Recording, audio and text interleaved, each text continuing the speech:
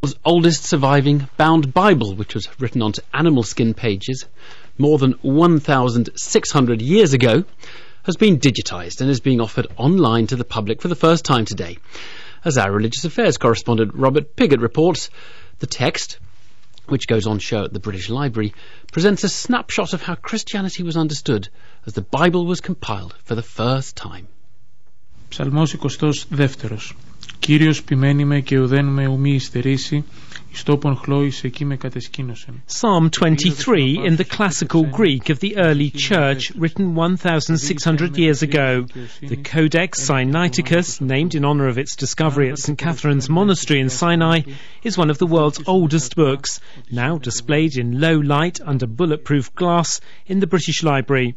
Well, this is one of the great treasures of, well, I suppose in the world, of any book, and what's particularly the library's head of Western manuscripts, Scott McKendrick, describes the Codex as a window into the development of early Christianity and first-hand evidence of how the text of the Bible was transmitted from generation to generation. Every page has numerous corrections. There is the story of the woman taken in adultery. Is it in or is it not in? And so actually I think in this manuscript it is taken out, then it's put back, and then it's taken out again. So there's this sort of over the centuries discussion about these sort of quite critical passages. Dr. McKendrick says shining light from different directions reveals a history of alterations made over the centuries. One way to indicate that you weren't sure if the original take was right was to put little dots underneath the characters, and then somebody comes along and actually scratches out those dots, so they don't accept that, and then in another case they come back again.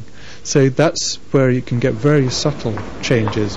An exhibition opens today at the British Library to mark the reunification of the Codex online. The Bible was split up after it was taken from Sinai by a German academic, ending up in St. Petersburg and Leipzig, before most of it was sold to the British Museum in 1933.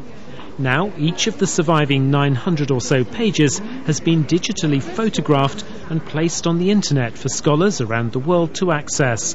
Juan Garces managed the project.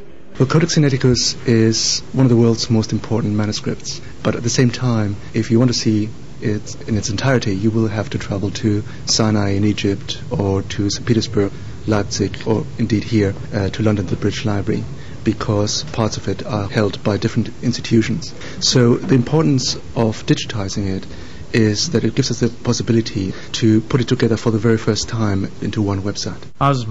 Άσμα ασμάτων ο εστί το Σαλομών.